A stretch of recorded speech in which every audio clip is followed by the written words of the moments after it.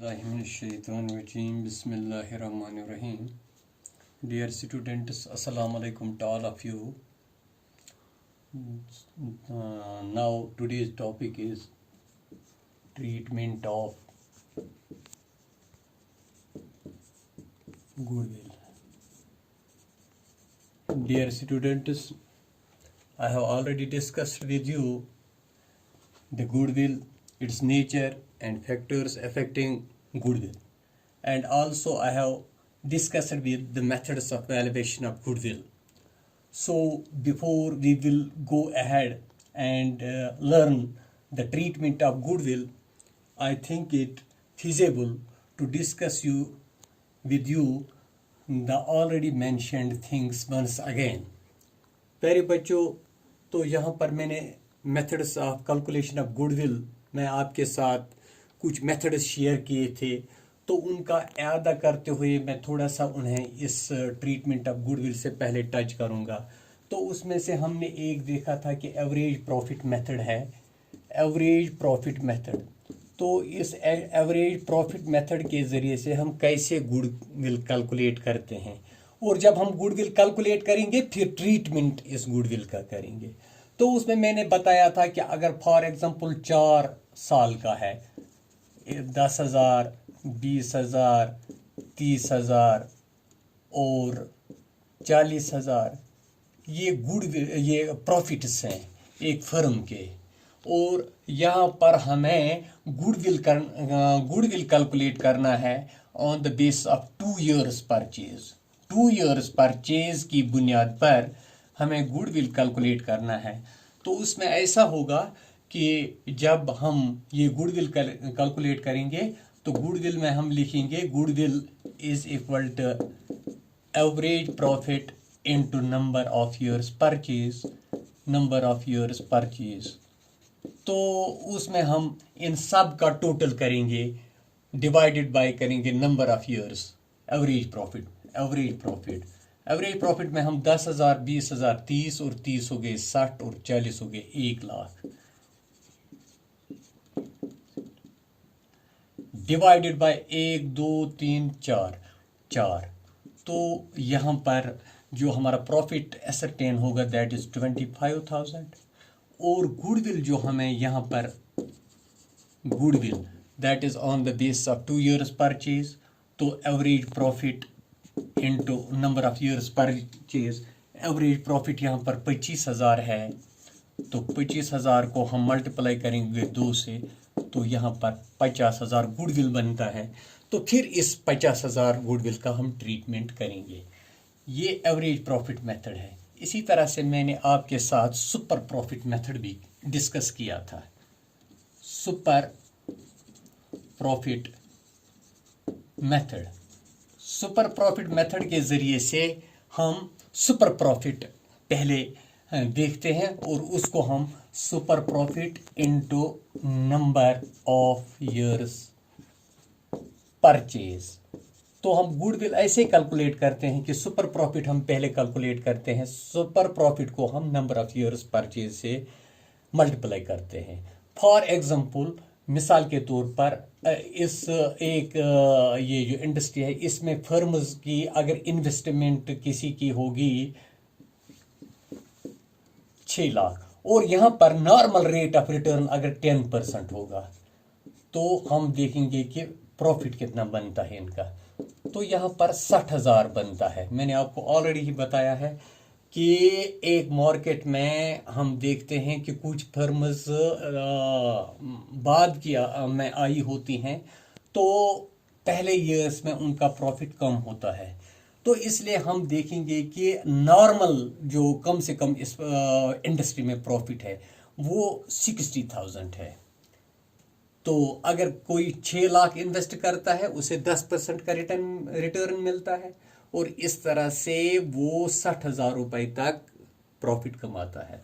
अब अगर कोई फर्म से 1 लाख, ए फर्म अर्नस 1 लाख, लेकिन एज यूजुअली बाकी फर्म्स जो है नॉर्मली इसमें कमाते हैं 60,000, तो यहाँ पर ये सुपर प्रॉफिट अवेल करते हैं, क्योंकि ये नॉर्मल प्रॉफिट से ज़्यादा अर्न करते हैं। तो 1 लाख में से 60,000 हम सब्ट्रैक्ट करेंगे, दैट इज 40,000। तो इनका सुपर प्रॉफिट है 40,000।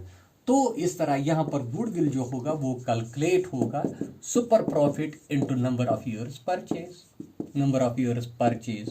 तो अगर हम देखेंगे सुपर प्रॉफिट यहाँ 40,000 है, into number of years purchase 2 है, तो गुडविल 80,000 है। तो इस तरह से हम सुपर प्रॉफिट मेथड के जरिए से हम कैलकुलेट करते हैं ये गुडविल। ऐसे ही मैंने आपको एक कैपिटलाइजेशन मेथड भी बताया था, कैपिटलाइजेशन मेथड। तो कैपिटलाइजेशन मेथड के जरिए से हम we first of all ascertain the whole value of the business. पहले हम पूरी बिजनेस का वैल्यू असरटेन करते हैं। वो कैसे कि हम देखते हैं कि एक्चुअल प्रॉफिट, उसके लिए फॉर्मूला है actual profit divided by normal rate of return into 100। For example ये नॉर्मल रेट, ये अगर एवरेज प्रॉफिट मिसाल के तौर पर 10,000 हो तो नॉर्मल रेट 10,000 है इनटू 100। तो यहां पर total value of the business जो हमें असरटेन होगा,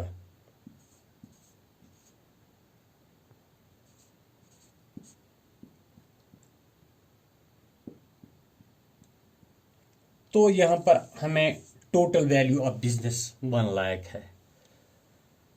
ये capitalised value CV, capitalised value of business 1 lakh है। तो अगर इस 1 लाख जो कैपिटलाइज्ड वैल्यू ऑफ बिजनेस है, इसमें से net tangible assets, net tangible assets, दो किस्म के एसेट्स है, एक है टेंजेबल और दूसरा है इनटेंजेबल। यहाँ इनटेंजेबल एसेट्स की बात हो रही है।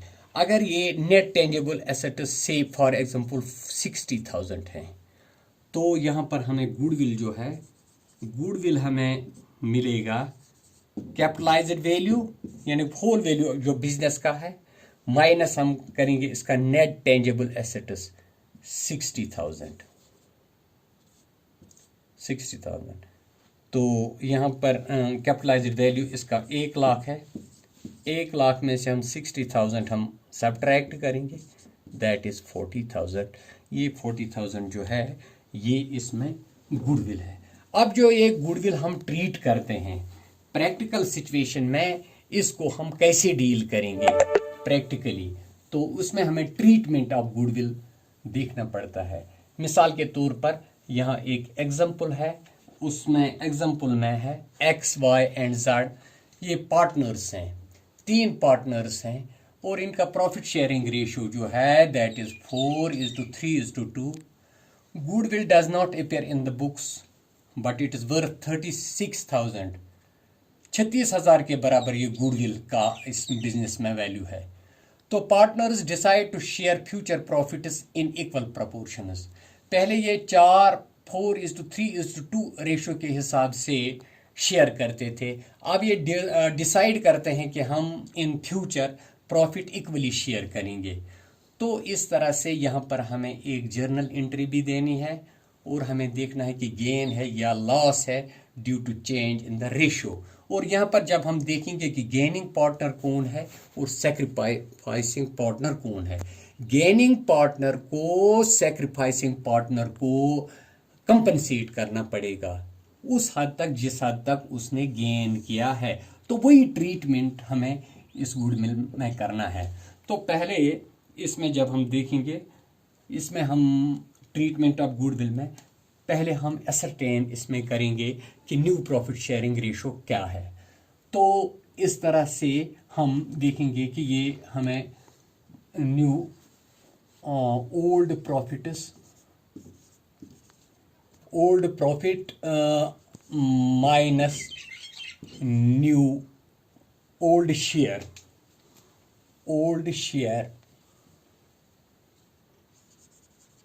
माइनस न्यू शेयर, इसके जरिए से हम सैक्रिफाइसिंग सेक्रीफाइसिंग रेशो हम एसरटेन कर सकते हैं कि किसने कितना सेक्रीफाइस किया।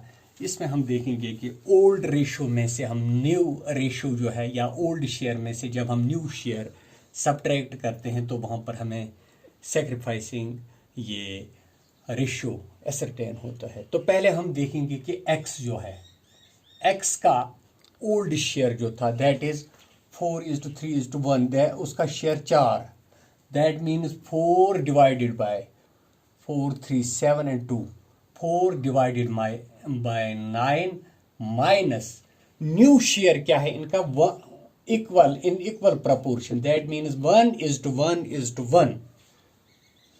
जब ये नया शेयर इनका 1:1:1 है तो हर एक का 1/3 इसमें शेयर 1/3, 1/3 एंड 1/3। तो इसमें से ओल्ड जो है, इस एक्स का ओल्ड शेयर 4/9 है और इसमें न्यू शेयर जो है, न्यू शेयर उसका 1/3 है। तो हम यहाँ पर इसमें देखेंगे कि इसका नया शेयर कितना बनेगा। तो इसमें दो मेथड्स हैं, पहले हम इनके एलसीएम बराबर करते हैं या हम इसमें ऐसे देखेंगे 4 - 3 दैट इज, तो यहाँ पर हम इसका एलसीएम भी निकाल सकते हैं या 9। तो यहाँ पर हम देखेंगे कि 4 - 3 3s 1 that is 1/9, 1/9।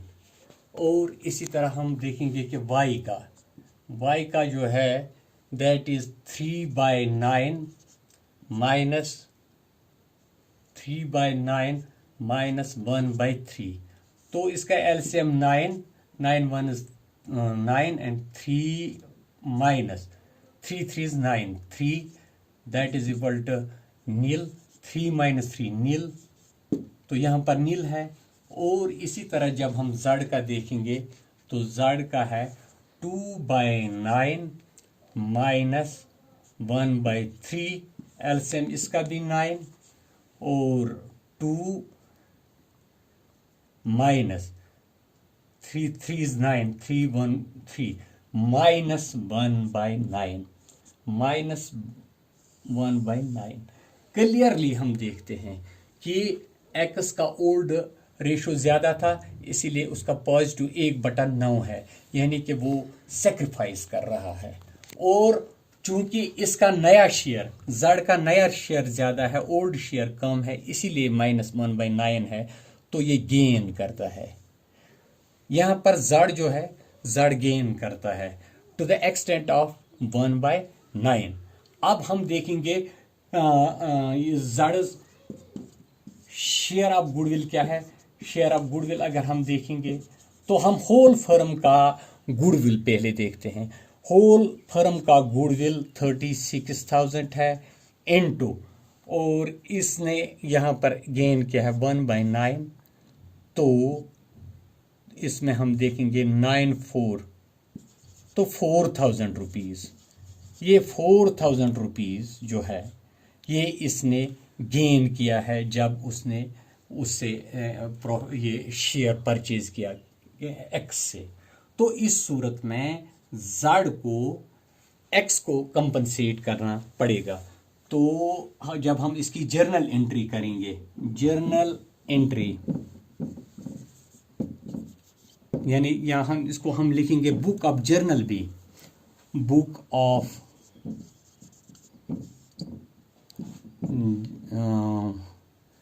Book of journal, या हम लिखेंगे ऐसे भी books of X Y and Z journal. तो इस जर्नल में हम देखेंगे पहले कि गेन कौन करता है और सेक्रीफाइस कौन करता है। यहाँ पर एक्स जो है वो सेक्रीफाइस करता है और जेड जो है वो गेन करता है। तो इसलिए जेड कंपनसेट करेगा एक्स को। तो जेड का अकाउंट यहाँ डेबिट होगा, तो हम लिखेंगे Jades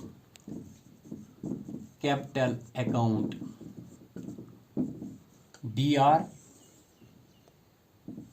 Z's capital account DR to X's capital account. तो यहाँ पर हम देखेंगे कि वो दैट इज 4000 एंड 4000। तो इससे 4000 रुपये लिया जाएगा जेड से और वो एक्स को दिया जाएगा बाय वे ऑफ कंपनसेशन, क्योंकि due to loss in change of share. तो हम यहाँ लिखेंगे being compensation made or given by made by Z in favor of X due to change in profit sharing ratio। तो इस तरह से हम इनका ट्रीटमेंट करते हैं।